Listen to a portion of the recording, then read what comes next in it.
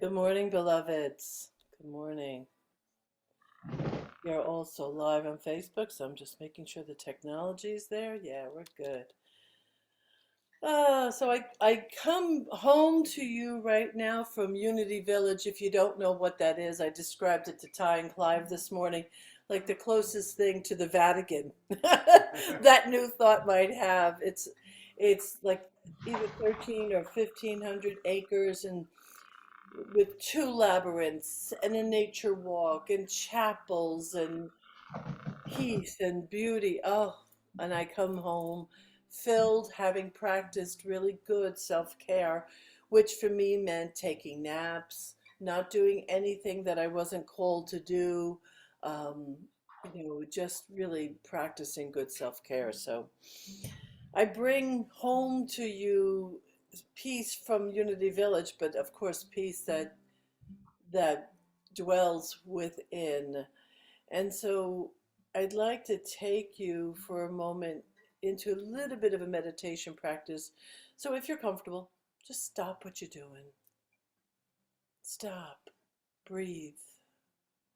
Allow your eyes to close if you're comfortable. Put your phone away. Put everything away. And simply get present.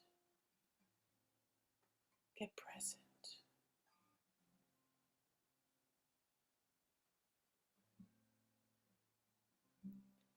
Allow these sweet sounds behind me to be the only thing that gets your attention right now.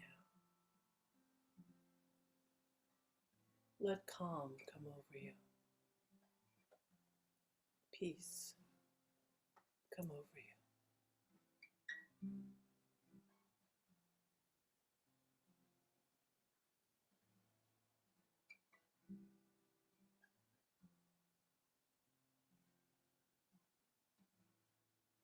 When you can generate this, you become a change agent.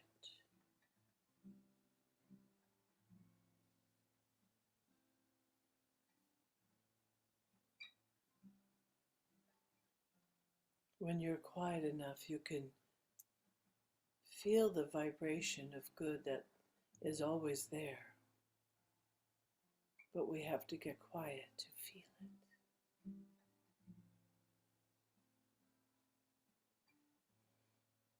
While this feeling is very much alive in you, please repeat after me. I am the peace that I wish to see. I know this peace for my family. I know this peace for my community. My community knows this peace for the world.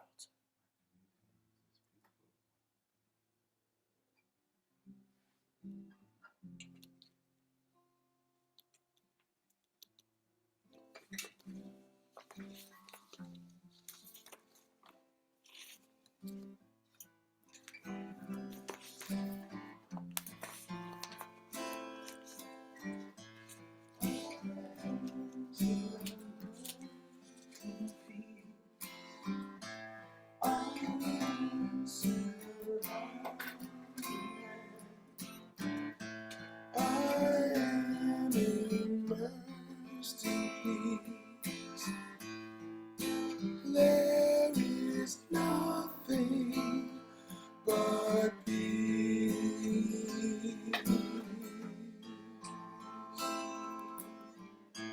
I am submerged in peace. I am surrounded. I am immersed in peace. There is nothing but peace.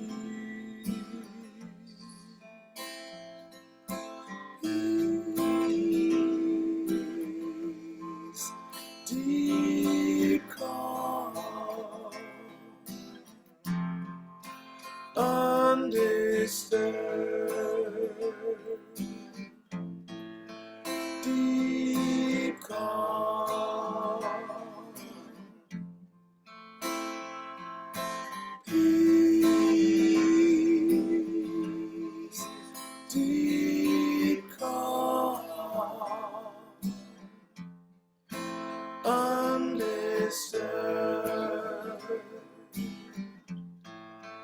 deep calm.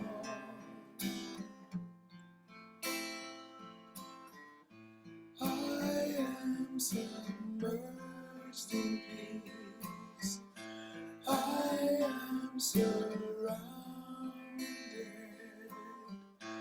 I am immersed in peace. There is nothing but peace.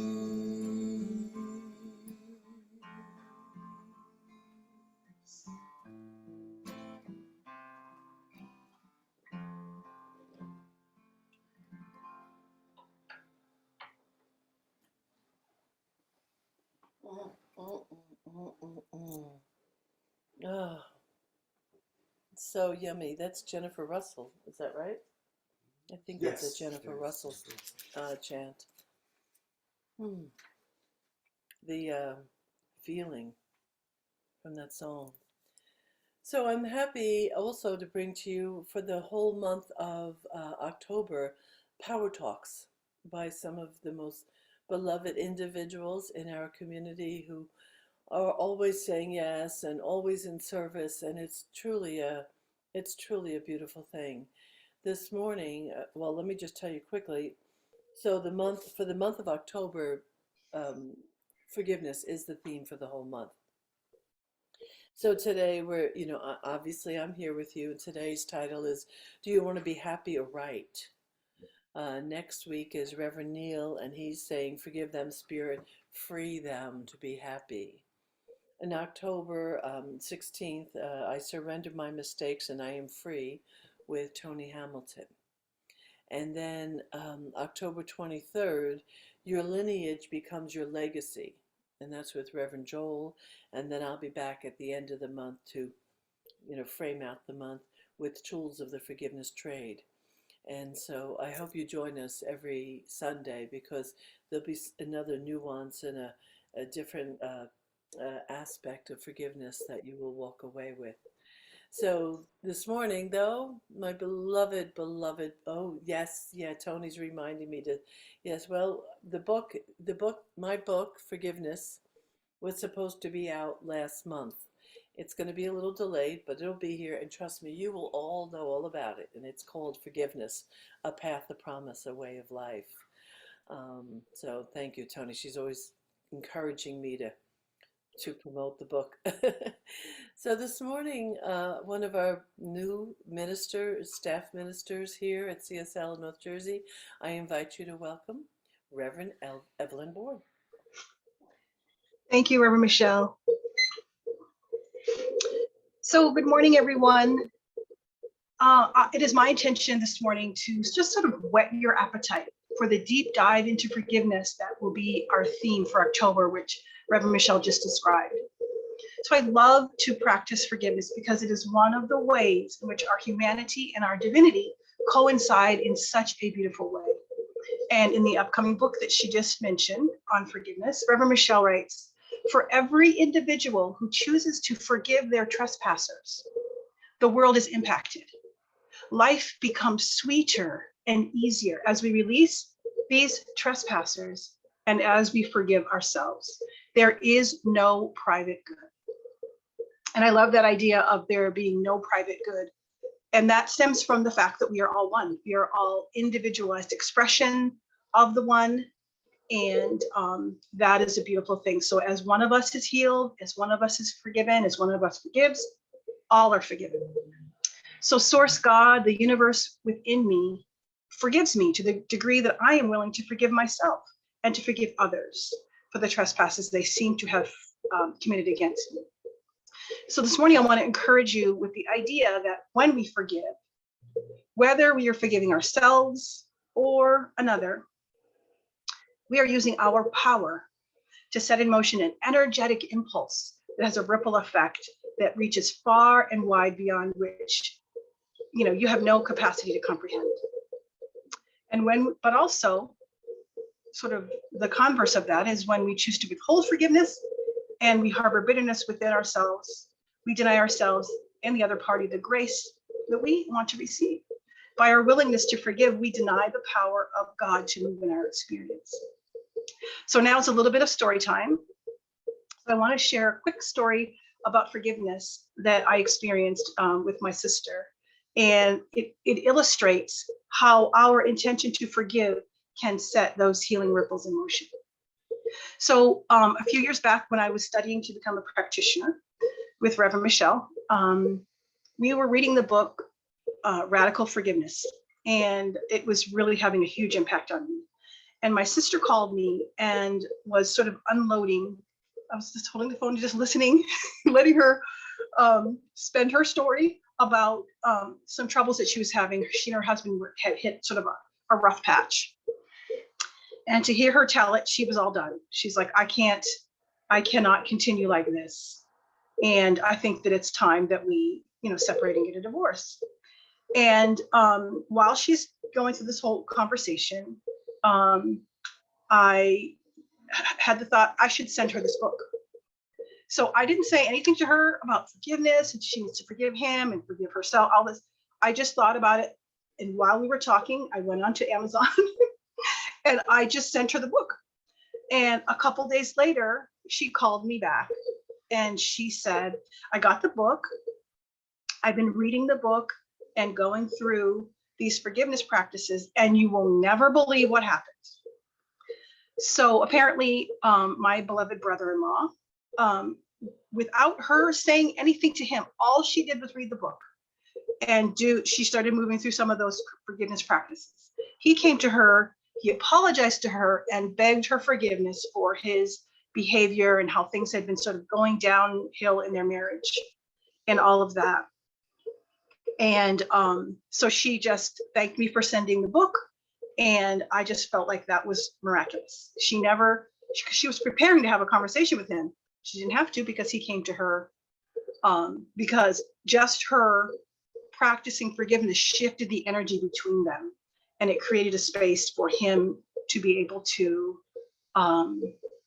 see what his part was in their, in sort of the downward spiral of their marriage. So I just love that story because it really illustrates the beauty of the practice of forgiveness. And so as my time comes to a close, I just want to share one of my favorite quotes about forgiveness. Now, I heard Wayne Dyer say this, but apparently the origin of this quote is a little murky. So it goes like this: forgiveness is the fragrance the violet sheds on the heel that crushed it. So I invite you this month, as we move through our theme of connecting through forgiveness, to remember that all forgiveness is self-forgiveness, and that God can do for us only what he can do through us. So thank you so much.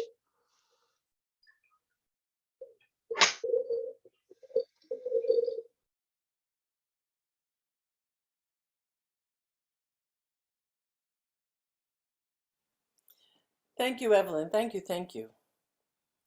I think I remember that story with your sister. I'm pretty sure I do. So, and I want to pick up on a thread that Evelyn dropped. So since you put it in here, I want to pick up on it. I have 3 sons and now 3 grandchildren. I'm aware right now that I know Sally and Joe and Garth are here. They have children and grandchildren. Evelyn has 3 beautiful daughters. Jessa has 4 sons and a gazillion grandchildren. Others of you have children. I don't know everybody, but many of you here have children and grandchildren. If you don't have children and grandchildren, you have nieces and nephews. If you don't have nieces and nephews, you probably have friends. And if you don't like anybody in the world, you probably at least have neighbors, unless you live out in Antarctica or somewhere. Everything you do, everything I do, every spoken word of love and forgiveness has a lasting impact. A lasting impact. And I'm going to take your words, Evelyn, because it's a point that cannot be given too often. And every bit of bitterness, every bit of righteous judgment, every bit of accusation, that too has a lasting impact. Now those things can be healed, but it is much wiser and easier to do the work in advance and bring the love and the peace and the possibility into a conversation and into a relationship than it is to try to clean it up afterward. And I have seen the miraculous happen. I have seen relationships just boldly change and transform. Evelyn's story about her sister is not a one-off. Some of you here have had those stories. Some of you here have had that happen. So for the month, we're going to unpack forgiveness. We're going to look at it. And I'm going to begin by bringing you something from the textbook. And where am I? Now, I don't often read from this section of the textbook, but today I am. For those of you who love to know, it's on page 437. It starts at the bottom of 437. It goes on. Now some of the scribes who heard Jesus tell the sick man that his sins were forgiven said, "He blasphemed God in attempting to forgive sins." But Jesus, reading their thoughts and knowing what was in their minds, asked them if it were easier to forgive or to heal. For whether it is easier to say, "Thy sins be forgiven thee," or to say, "Arise and walk." In order to prove his position, he healed the man, saying, "Arise, take up thy bed, and go unto thine house." This incident has to do with a great psychological law. If one labors under a great burden of past mistakes, he devitalizes his body, and if the condemnation, is great enough, it might render the body incapable of moving. Catch that. Catch that. I'm going to repeat it. I am going to repeat it when I find it. If the condemnation is great enough, it might render the body incapable of moving. This is no joke. Mind, body, spirit. This is no joke. We are completely, intimately, absolutely aligned. This removed the weight from the man's consciousness. Jesus blessing him removed the weight from his consciousness, making it possible for him to receive the healing word. Would Jesus have forgiven the man if he had thought that God held anything against him? Certainly not.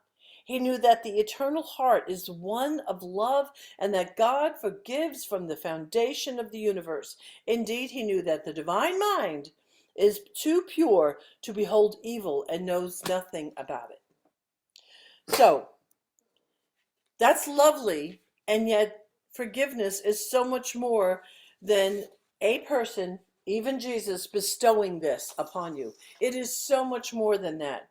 So Evelyn told a story similar to this. Some months back you did a power talk, and you actually gave a very similar story, but I want to bring it back around. Because so much of our pain and suffering, and I'm not so sure that you all buy into this yet, but I'm telling you there is scientific proof, is handed down through our DNA. Okay?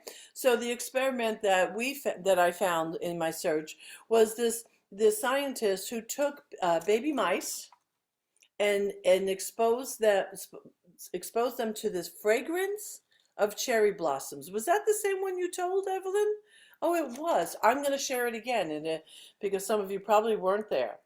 So, so they exposed the mice to this fragrance of cherry blossoms while simultaneously inflicting a little bit of shock on the feet of these baby mice. And did that for a minute so that the baby mice began to put together the smell of cherry blossoms and shock. So that meant pain. What happened was, after a while, those mice grew up and they began to proliferate, as mice do, as you can imagine, like rabbits. And what happened was, even though they took away the shock and they took away the fragrance initially, when those babies, those next baby mice were born, and they exposed them to the smell of cherry blossoms, they reacted out of fear. The pain that you and I experience is not just psychologically because you were told a story. It's not just because, although you might have seen your mother, your father, or somebody suffering, or somebody uh, being depressed, not just because of that. Some of what we're experiencing comes through the body temple, the DNA, and so it doesn't seem like something that you can have impact over, but I assure you that you can, because now that we know this, and the talk that Joel is going to do, Reverend Joel is going to do in a few weeks, it actually is a quote coming out of my book, is that your lineage is your legacy. So if I'm standing here and I'm in the middle and my past, right? My past is before me and my future, or my past is behind me and my future is before me. What happens is depends what is who I am being. So my children and my grandchildren are going to get who I'm being. So I get to interrupt that pain. You get to interrupt the pain. And I want to say this, I say this all the time, but even if you don't have a call to be a practitioner or a minister or any of those things, you are already that. And that which you hand off consciously or subconsciously matters because it's your, so to speak, downline. Right? We want to take care of the lineage. And so be aware that some of what you're experiencing takes a fair amount of you affirming yourself and forgiving yourself. Just say these words meaningfully to yourself right now. Repeat after me. I forgive myself for all that I've done, known and not known. I accept myself as this forgiving being. That's lovely, but that has to be done over and over in order for that message to seep into your subconscious. For it to have impact, it has to be given life. And if you think, oh, I'm not really mad at anybody, I have nothing to forgive, that's a load of poop. I'm sorry. Because we've all experienced something. And maybe it's not big. God bless you. God bless the individual here that has never had a big thing. God bless you. But for some of you, you have. And so here's what it is. If we in this new thought teaching, in the science of mind teaching, know that the impact that we have on the world is through our consciousness, then to be an active participant in clearing that consciousness, and part of that is clearing our emotional body. And that's why it's so important. And the result, here's what happens. When you do enough of this work, you clear out the vessel. You are the vessel. You clear out the vessel and you walk into a room kind of free. Like you greet people and it's free space, like free to love. You get to meet somebody you've never met and you get to do it without preconceived concepts. The work you do in advance opens you to brilliant relationships and joy and things that or that you can't experience if there's a lot of anger and judgment in the way. Because judgment, I mean, I can't talk about forgiveness without talking about judgment, because it's my judgment that increases my need to forgive. Because if I judge you as having harmed me, maybe you said something rude to me, or I think you have, it's not your responsibility, that's mine. And yet all of this is going inside of me. So what mine is to do is to forgive. I might think I have to forgive you, but really I have to forgive myself for taking offense.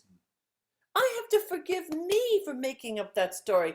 I have to forgive me for carrying that into the future. I have to forgive myself for bringing the stories of my family and all the pain and blah, blah, blah, blah, blah, blah, blah, blah, blah, into the now moment.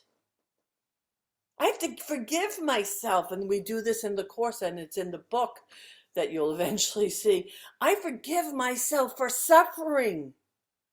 You need to forgive yourself for suffering longer than what's required. And you think, well, what do you mean suffering? I don't suffer. Well, it might be in subtle ways, folks, in terms of illnesses or relationships that aren't quite working yet. You keep trying, but they're not quite working yet. Very likely, those relationships, each one of them, will benefit by you practicing forgiveness. See, you and I, you especially, you in this New Thought movement are perfectly poised to radically change not only the internal landscape of your being, but the landscape around you. You are perfectly poised because you believe in possibility. You know you're not at the mercy of what was. You know that there's something else possible. So you and I are the carriers of the dream of possibility. You know, and I'm going to, next week at our anniversary party, and I hope some of you who are not signed up yet do sign up to come. Um, I'm bringing my sons. And one of the reasons why, now, I've said this to you before, it's always very amusing. My sons think we're really quirky, and I get it. I get that they think we're quirky. But I had a realization this week that my sons and your children, no matter how they might judge us for being quirky or whatever, you know, they actually benefit from this relationship. They benefit from our love because that love expands itself on a regular basis. So all of the people you know, no matter how silly they think you might be for belonging to a community such as this, they benefit because you show up clean, you show up clear, you show up loving. And there's a lot of places that's not what's happening. So there's two very important points I want to make sure I leave you with today. Number one, and I know that none of this is new, but we're going to condense it for the month of October. Comparison is a form of judgment. Comparison is a form of judgment. If I could instantly reach inside of all of you, I would do everything I could to have you never compare yourself again. Because to compare is to diminish. When you compare yourself to another practitioner, you diminish. When you compare your life and the house you live in to someone else's house, you diminish the gifts of God, of Spirit. And every time you compare, it leads into a habit of self-condemnation. Your happiness, my happiness, your joy, my joy, lives in our ability to free our joy to be expressed. And we can't free that joy if we're busy finding fault with ourselves or with another. So the habits of condemnation and judging and criticizing and complaining Bring them into your mind in a way that you get clear. What am I doing? Listen to yourself. Ask yourself, what am I thinking about this? What am I feeling about this? How am I holding this? And then question, do I want that? Do I want that impact? Do I want to be the one who carries that into the room? And I would say no. I would say no. Your judgments are your jail. I want you to get that. Your judgments make you a prisoner, a prisoner of your own design, whether you realize it or not. Let us be on the forefront, the world. Oh, God bless this bloody world right now. The world's in pain. The world's in pain, and it requires everyone listening not to go out and fix, not to go out and do something to someone else, but to clear the space within, to love the self and as is, however it is, to love the self that you are, that I am. And then when we do that, then we are a vessel for possibility for so many more people. You know, again, I just want to go back to my kids right now, which is, it's always very amusing, I have to tell you, because I'll tell them a story and they'll look at me and they go, Mom, like, what do you expect? But I also know that when I listen to my sons and I listen to my grandchildren and I listen to other people that I care about, I'm always listening from and through the divine listening. And that divine listening heals automatically. When we listen from love, everything that we listen to becomes a healing quality. And that's what you and I bring. That's what you and I bring. So I want you to enjoy the entire month of October and all the conversations and the power talks, but take it into practice. Listen to your mind. Question everything. Question everything. Because if you can't question it, you're probably at the mercy of it. Questioning it frees you up. Let's bring this into consciousness. And what I'd like you to do is I ask you to do sometimes, you can rub your hands like this. You can put your hands on your body. You can put your hands on your heart. But make sure you have contact with yourself, because the body needs to remember that you're listening. So as we do this, let's remind our body and allow it to feel safe. There is a power, a presence, and a love. It is grand. It is glorious. It is the essence of good and beauty and wholeness and light and principle that says it is possible for us to heal. It is possible for us to be whole. It is possible for us to know self-love unlike any we've known before. So I know for each person listening here, each person listening in the future, each person listening on Facebook, that the love, the light, the wholeness, and the intelligence of the one makes itself available in, through, and as us right now, right here. Right now, right here in this moment of possibility. It is good, it is brilliant, it is holy, and it is sacred. Take a big breath with me.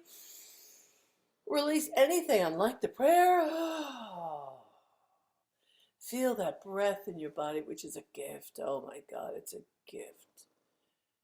If you're sitting before me here today, you have a gift. If you're able to hear the words, it's a gift. If you have the technology to tune in, it's a gift. We are surrounded by gifts. Let us recognize with gratitude, all these gifts. From the holiest of holy, I bless you, I honor you, and I allow this word to be so. And so it is. Bless you.